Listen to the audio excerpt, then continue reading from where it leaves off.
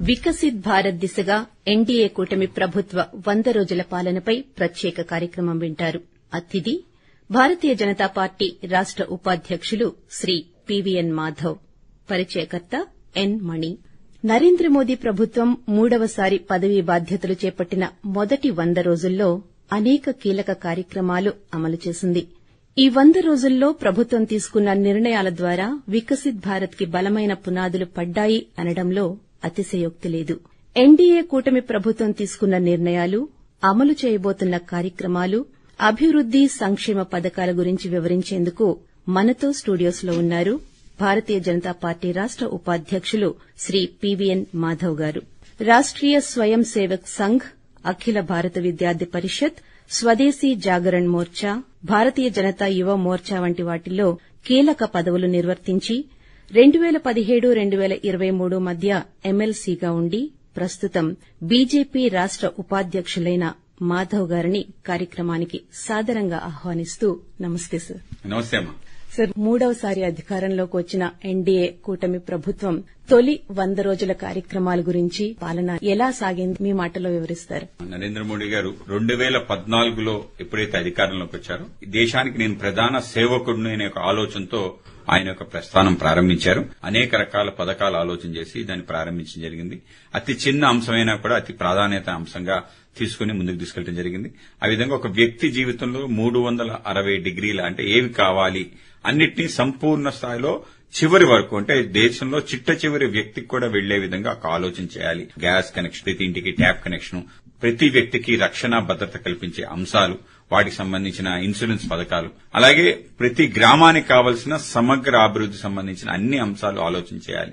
బిడ్డ కడుపులో పుట్టినప్పటి నుంచి అలాగే వ్యక్తి మరణించిన తర్వాత వరకు మొత్తం ఆలోచన ప్రభుత్వం చేసే విధంగా ఒక వ్యవస్థ నిర్మాణం చేసింది. ఆ వ్యవస్థే అన్ని ప్రభుత్వాలు తీసుకోవడం జరిగింది. కనుకనే పుట్టబోయే బిడ్డకి, తల్లికి సంరక్షణ సంబంధించి అనేక రకాల పథకాలు రావటం, వాళ్ళకి సంబంధించిన పౌష్టికాహారాలు ఇవ్వటం, అలాగే చివరికి చనిపోయిన తర్వాత మహాప్రస్థానం వరకు ఆలోచన చేసే విధంగా ఒక వ్యవస్థ నిర్మాణం చేశారు.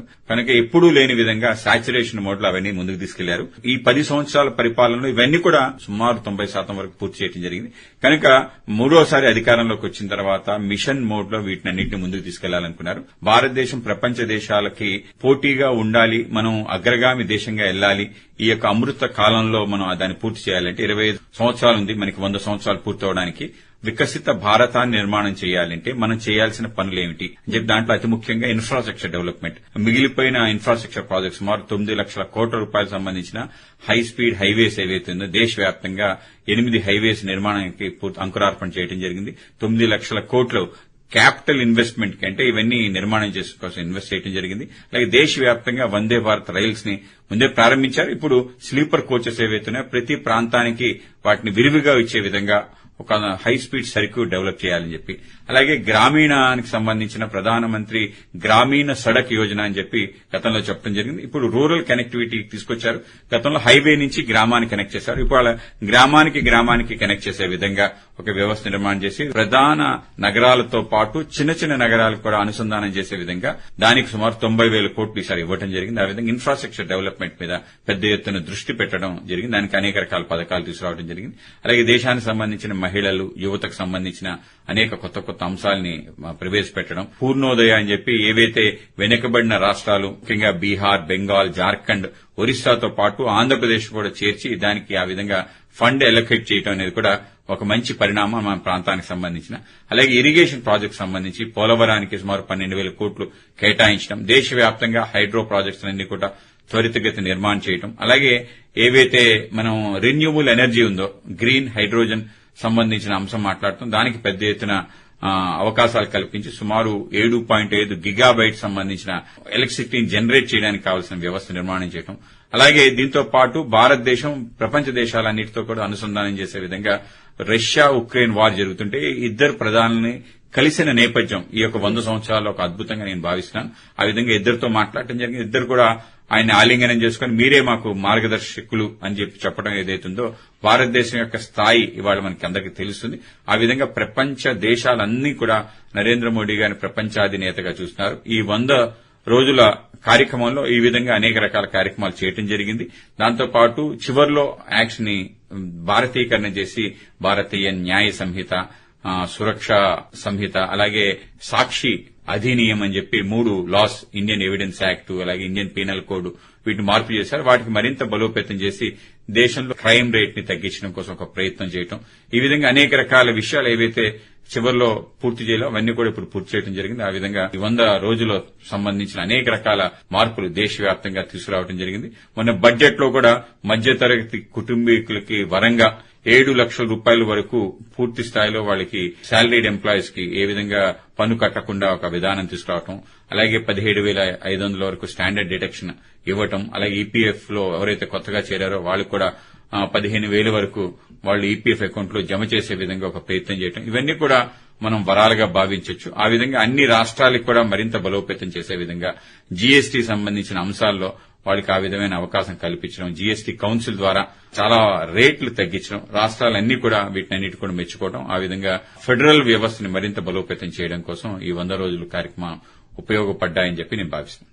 సార్, అలాగే అనేక పథకాలతో ముందుకెళ్తున్న మోడీ ప్రభుత్వం దేశానికి పట్టుగొమ్మలైన గ్రామాల వికాసం కోసం ఎన్నో పథకాలు ముందుకు తీసుకొస్తోంది. వీటిలో భాగంగా 25,000 మారుమూల గ్రామాలను ప్రధాన రహదారులతో అనుసంధానం చేసింది. ఇది కాకుండా గ్రామాల వికాసం కోసం ఇంకా ఎటువంటి పథకాలు అమలు చేస్తోందండి? ప్రతి గ్రామానికి సంబంధించిన ఇన్ఫ్రాస్ట్రక్చర్ ఏదైతుందో పూర్తి స్థాయిలో పూర్తయిపోవాలి. చిట్ట చివరి గ్రామం వరకు కరెంటు లేని గ్రామం ఉండకూడదనే ఒక ప్రయత్నంలో మొత్తం దేశవ్యాప్తంగా అన్ని గ్రామాలకు ఇవ్వటం, ఏ గ్రామానికి రహదారి లేకుండా ఉండకుండా ఉండటం, ఆ విధంగా చేయటం. దీంతో పాటు అతి ముఖ్యమైనది స్వచ్ఛమైన నీరు అందించే కార్యక్రమం.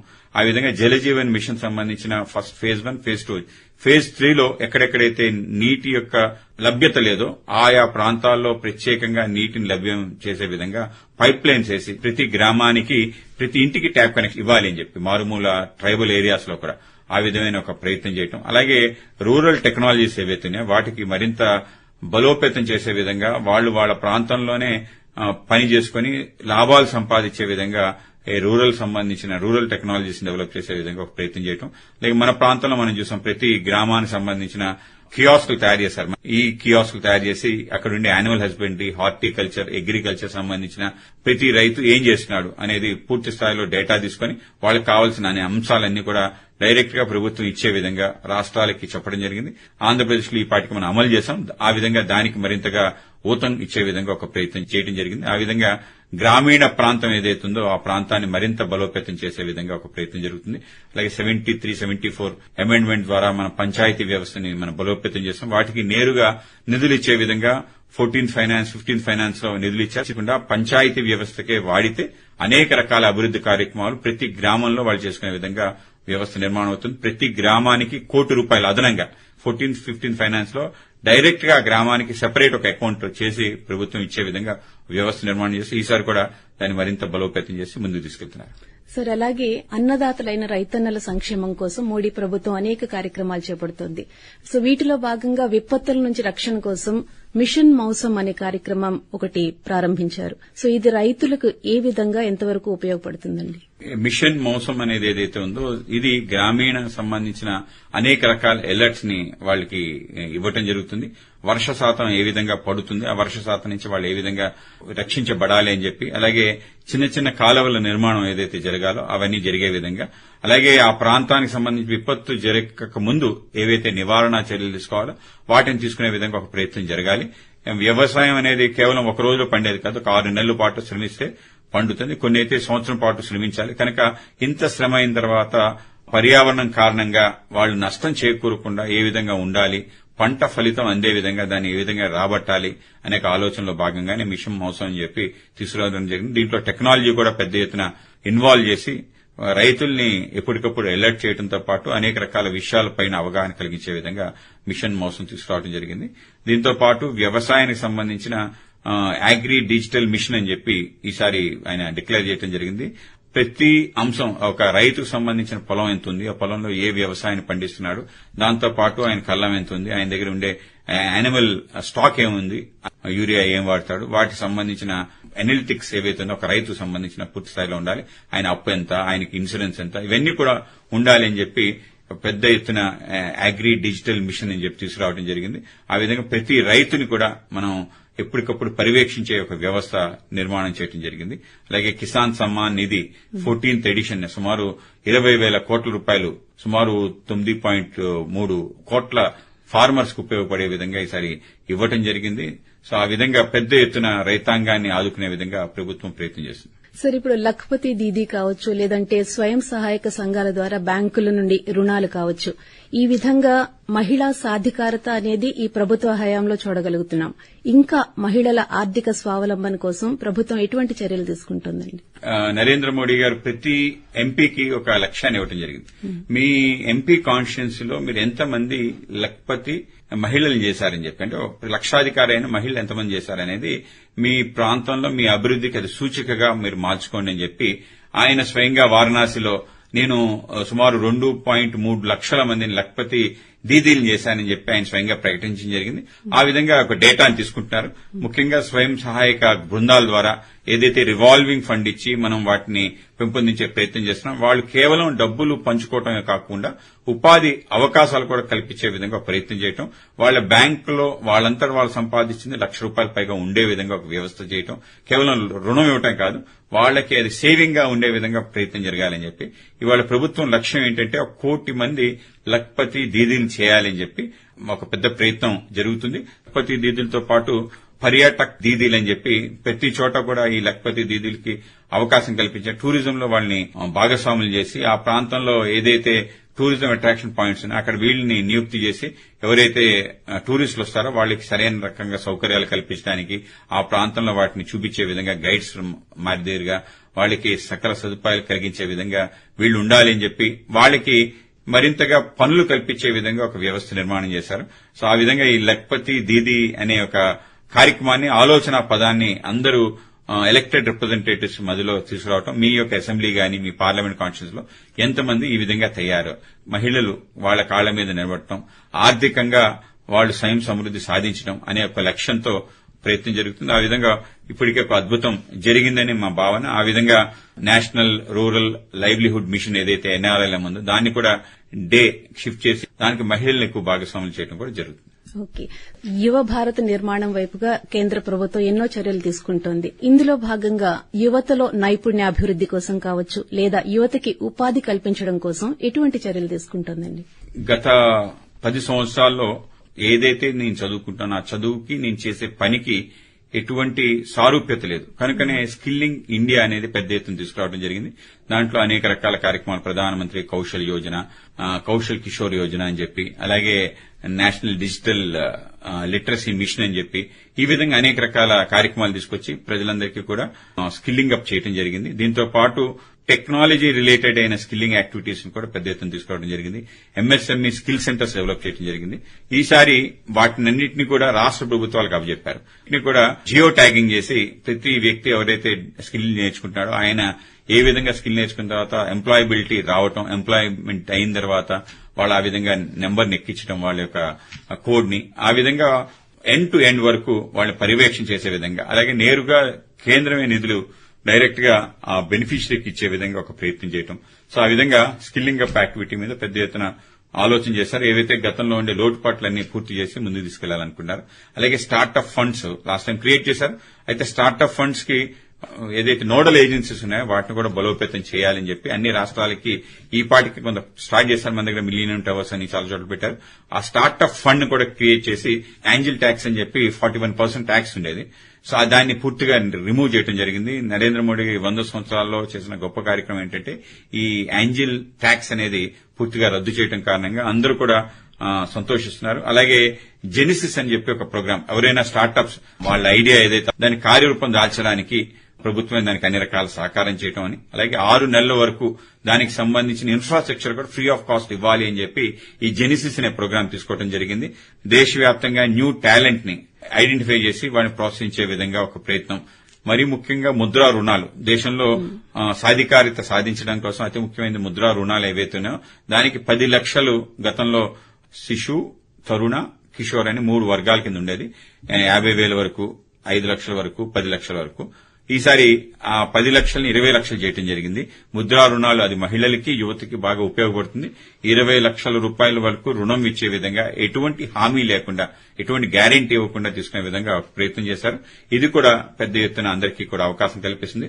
అలాగే దేశంలో 1 కోటి మందికి ఇంటర్న్షిప్ ప్రభుత్వం వాళ్ళకి ప్రొవైడ్ చేసే విధంగా కంపల్సరీ అన్ని పబ్లిక్ సెక్టర్ కంపెనీలో 1 కోటి మందికి ఇంటర్న్షిప్ ఇచ్చే విధంగా పబ్లిక్ సెక్టర్ కంపెనీస్ లో చేయడం జరిగింది. ఇది కూడా బాగా ఉపయోగపడుతుంది. అలాగే ఖేలో ఇండియా సంబంధించిన దాంట్లో కూడా కీర్తి అని చెప్పి ఒక స్కీమ్ తీసుకురావడం జరిగింది. దాంట్లో కూడా టాలెంట్ హంట్, కొత్త వాళ్ళని పట్టుకోవటం, వాళ్ళకి ప్రోత్సహించడం, వాళ్ళు ఒలింపిక్ పోడియం వరకు వెళ్లడానికి వాళ్ళకి ప్రోత్సాహాలు ఇవ్వడం, ఇవన్నీ కూడా యువతకి ప్రగతి పదంలో వెళ్లడానికి అనేక రకాల ఆలోచనలు ఈ ప్రభుత్వం చేస్తుంది. దేశం ప్రగతి పథంలో పయనించాలి అంటే అవసరమైన నాణ్యమైన ఆరోగ్యం, నాణ్యమైన విద్య, ప్రతి పౌరుడికి ఈ 2 అందించడానికి ప్రస్తుత ప్రభుత్వం తీసుకుంటున్న చర్యలేంటండి? 2019 నుంచి 24 మధ్యలో పోషణ అభియాన్ తీసుకోవడం జరిగింది.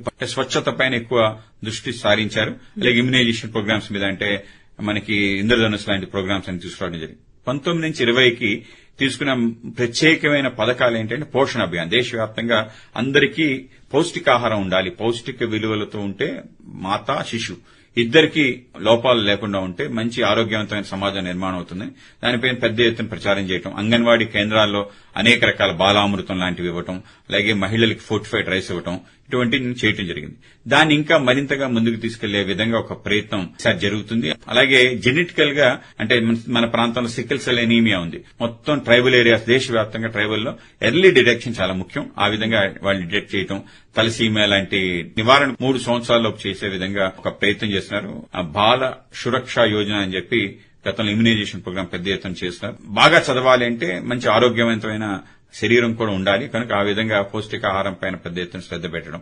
రెండోది, ఇంకో పక్కన ఎడ్యుకేషన్ సంబంధించిన అంశంలో కొత్తగా మనం ఏదైతే ఎన్ఈపీని ఇంట్రడ్యూస్ చేయడం, న్యూ ఎడ్యుకేషన్ పాలసీ, దాన్ని పూర్తి స్థాయిలో అమలు చేయడానికి కావాల్సిన అన్ని మెకానిజం, అన్ని రాష్ట్రాలకి గైడ్ లైన్స్ ఇవ్వడం జరిగింది.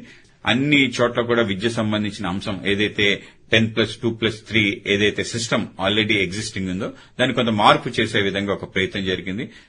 ఏదైతే డిగ్రీ ఉందో అది 4 years చేసి దాంట్లో 1 year ఇంటర్న్షిప్ చేయటం, అలాగే డిగ్రీ చదువుతూ నాకు ఆ సబ్జెక్ట్ ఇంకో సబ్జెక్ట్ చదవాలంటే ఎంట్రీ ఎగ్జిట్ అనే ఒక సిస్టమ్ ఇవ్వటం, అలాగే హైయర్ ఎడ్యుకేషన్ లో రీసెర్చ్ కి ఎక్కువ ప్రాధాన్యత ఇవ్వటం, అలాగే టీచర్స్ గా ఎక్కువ మంది తయారవడానికి అవకాశం కల్పించడం, ఇవన్నీ కూడా విద్యా విధానాలు తీసుకురావడం జరిగింది. అలాగే దేశవ్యాప్తంగా ట్రైబల్ ఏరియాస్ లో ఇప్పటికీ చదువు నేర్పించిన సరిగ్గా చదువు అందకపోవడం కారణంగా ఏకలవ్య విద్యాలయాలు ఎక్కువ ప్రారంభించడం జరిగింది. ఈసారి దాన్ని రెట్టింపు చేయడం జరిగింది. దాని నుంచి వచ్చిన రిజల్ట్ చాలా బాగుంది అని చెప్పి మొత్తం ట్రైబల్ ఏరియాస్ ఏకలవ్య పాఠశాలను పెద్ద ఎత్తున ఈసారి శాంక్షన్ చేయడం జరిగింది. దీంతో పాటు స్మార్ట్ క్లాస్ రూమ్స్ ఏవైతున్నాయో దానికి సంబంధించి సర్వశిక్ష అభియాన్ నుంచి 4,000 కోట్ల రూపాయలు గతంలో ఇవ్వడం జరిగింది.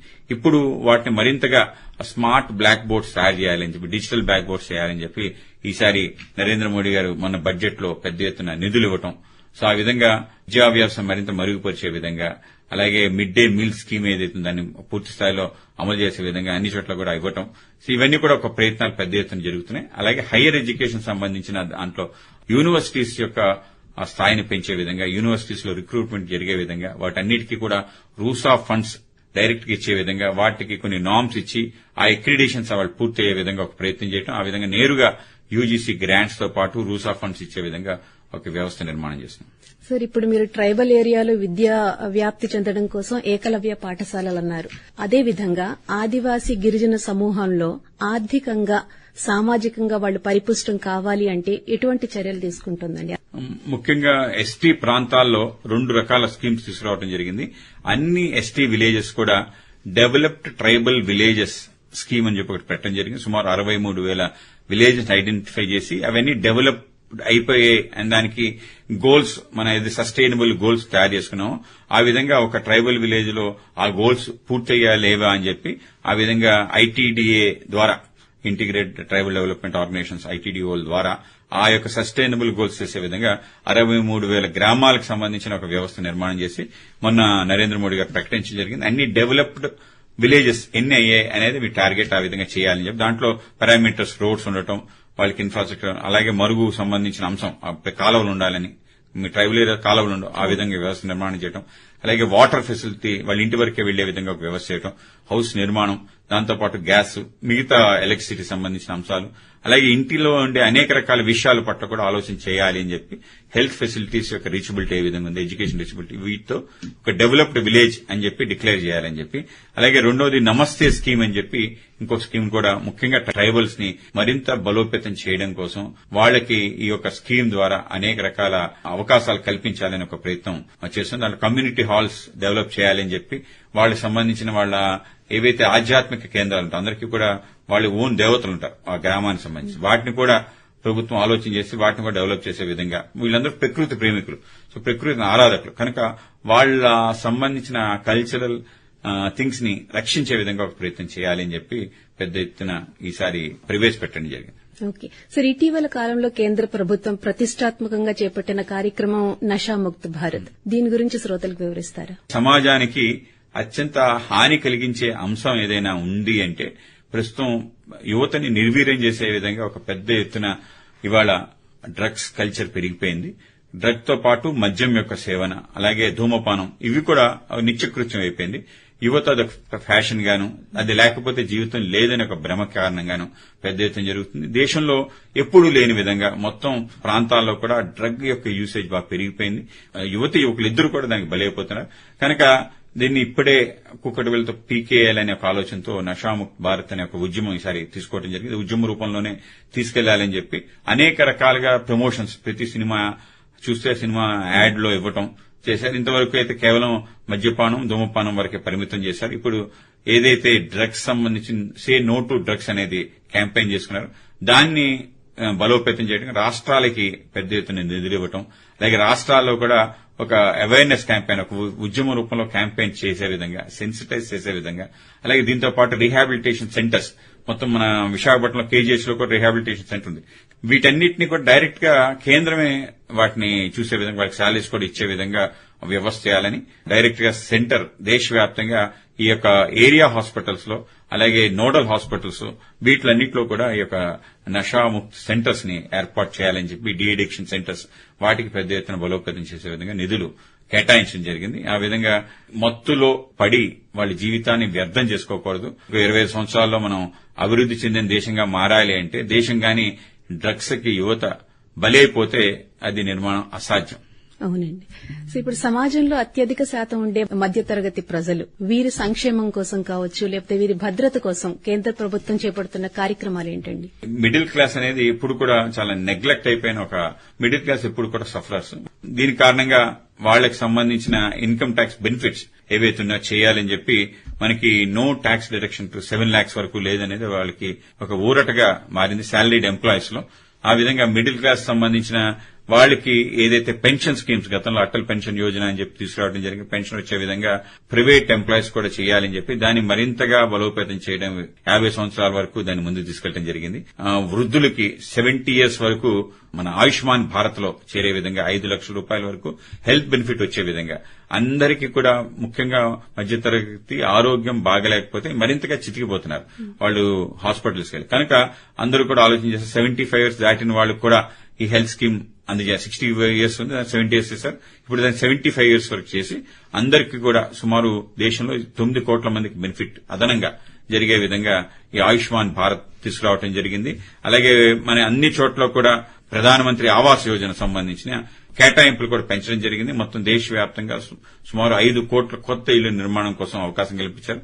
ప్రతి మధ్యతరగతి యొక్క కళ, నా సొంత ఇల్లు ఉండాలని, దాన్ని పూర్తి చేసే విధంగా ఒక వ్యవస్థ చేయటం. అలాగే ఈసారి ప్రధానమంత్రి గారు ప్రధానమంత్రి సూర్య ఘర్ బిజిలీ ముఫ్త్ యోజన అని చెప్పి పెట్టడం జరిగింది.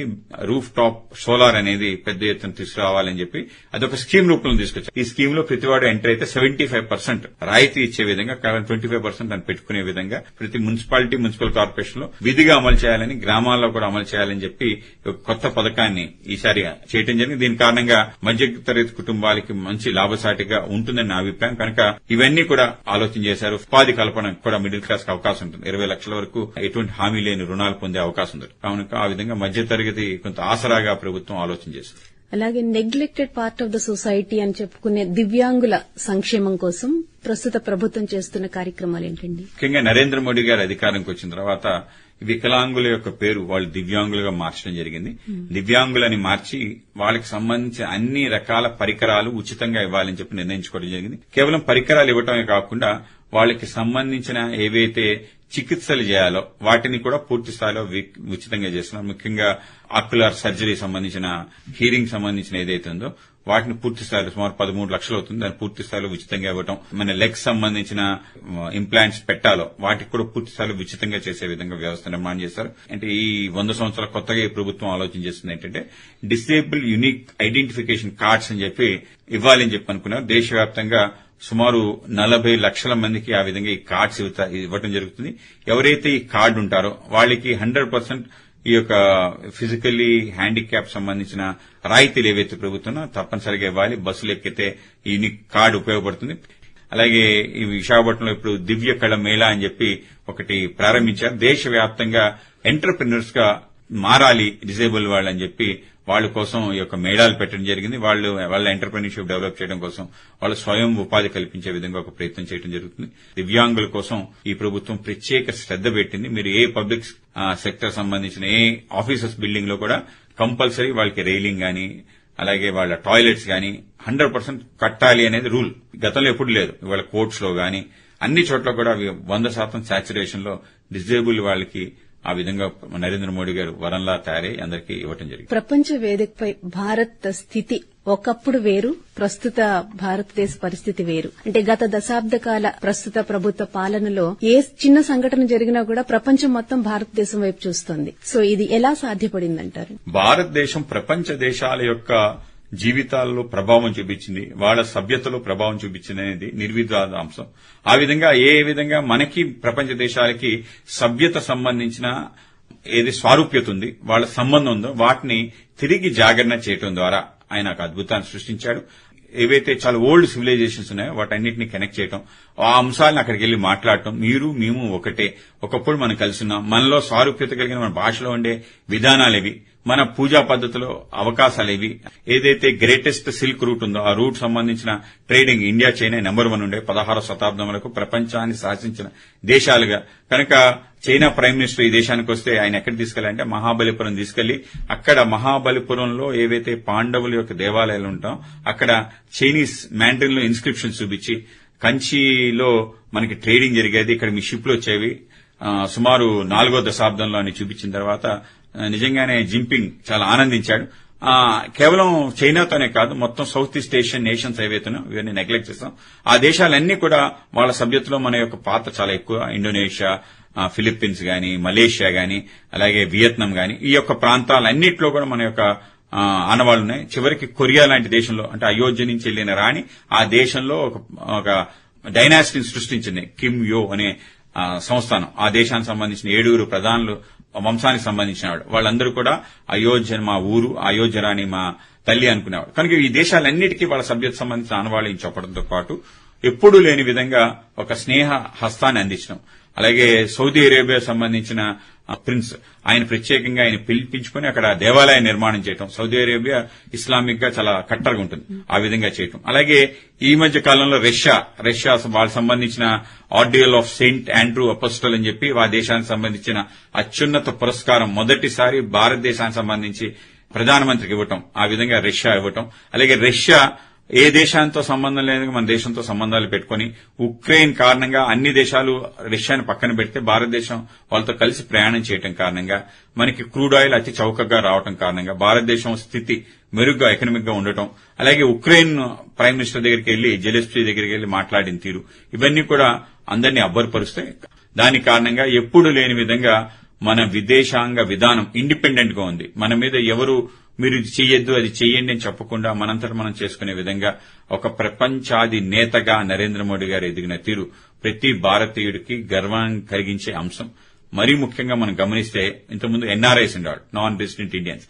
ఇప్పుడు పిఐఓస్ అంటే పీపుల్ ఆఫ్ ఇండియన్ ఆరిజిన్, అంటే ఎన్నో శతాబ్దాల క్రితం, జనరేషన్స్ క్రితం ఆ దేశంలో సెటిల్ అయిపోయిన వాళ్ళందరూ కూడా ఇప్పుడు లేచి నిలబడి మేము భారతీయులం, మేము భారత సంతతి సంబంధించే వాళ్లం అని చెప్పి అనేక దేశాల్లో ముందుకొస్తున్నారు. ఆ విధంగా భారతదేశ వైభవం ప్రపంచవ్యాప్తంగా ఇవాళ వెలుగుతుంది. ఓకే, వికసిత భారత సాధన దిశగా ఇప్పుడు మీరు చెప్పిన ఎన్నో పథకాల ద్వారా ప్రభుత్వం ముందుకు సాగుతోంది. అయితే కేవలం ప్రభుత్వ పరంగా మాత్రమే కార్యాచరణ ఉంటే సరిపోదు, దానికి ప్రజల తోడ్పాటు సహకారం ఉండాలి. సో ఎటువంటి సహకారం తోడ్పాటు ప్రజల నుండి ఉండాలి అని మీరు అంటారు? వికసిత భారత నిర్మాణంలో కంపల్సరీగా ప్రజల యొక్క భాగస్వామ్యం ఉండాలి. కనుకనే నరేంద్ర మోడీ గారు సబ్కా సాత్ సబ్కా వికాస్ అని సబ్కా ప్రయాస్ అనే ఒక విషయాన్ని కూడా చర్చ జరిగింది. అందరి యొక్క సహకారం కారణంగానే సాధ్యం అవుతుంది. కనుక అందరితో అందరి వికాసం ఆలోచన చేసేటప్పుడు అందరి యొక్క ప్రయత్నం కూడా ఉండాలి. ఏవైతే మనం ఈ పథకాల యొక్క నిర్మాణం మాట్లాడుకున్నాం, ఆ పథకాలన్నీ అమలు కావాలన్నా, పూర్తి స్థాయిలో ముందుకెళ్లాలన్నా ప్రజలు భాగస్వాములు కావాలి. ఆ విధంగా స్వచ్ఛ భారత్ ఉద్యమంలో ప్రజలు పూర్తి స్థాయిలో భాగస్వాములు అవ్వాలి. అన్ని పథకాలు కూడా అమలు చేయడంలో పబ్లిక్ పార్టిసిపేషన్ ఎక్కువ ఉండాలి. మొబైల్, అకౌంట్, ఆధార్ కార్డు మూడింటిని ట్రినిటీ అంటారు. ఈ మూడింటిని అనుసంధానం చేయడం కారణంగా ఇవాళ అనేక అద్భుతాలు జరుగుతున్నాయి. సో ఈ విధంగా ప్రజలు అన్నిట్లో కూడా తనంతట తాను భాగస్వాములు అవ్వాలి. 25 సంవత్సరాలు ఏదైతే అమృత కాలం అంటున్నాం, ఈ కాలంలో భారతదేశం వికసిత భారతం అవ్వాలంటే ప్రజలందరూ 100% భాగస్వాములు అవ్వాలి. ఆ విధంగా అయితే తప్ప ఇది సాధ్యం కాదు. కనుక ప్రజలందరి యొక్క కర్తవ్యం, వాళ్లుంటున్న ప్రాంతంలోనే నేను దేశానికి ఏ విధంగా ఉపయోగపడగలను, దేశం మొదలు, నేషన్ ఫస్ట్ అనే ఆలోచన చేస్తే వాళ్ళలో స్వార్థ చింతన తగ్గి దేశం కోసం ఆలోచన చేయడం, అలాగే అన్యాయం, కరప్షన్ ఇవి కూడా తగ్గడానికి అవకాశం ఉంటుంది.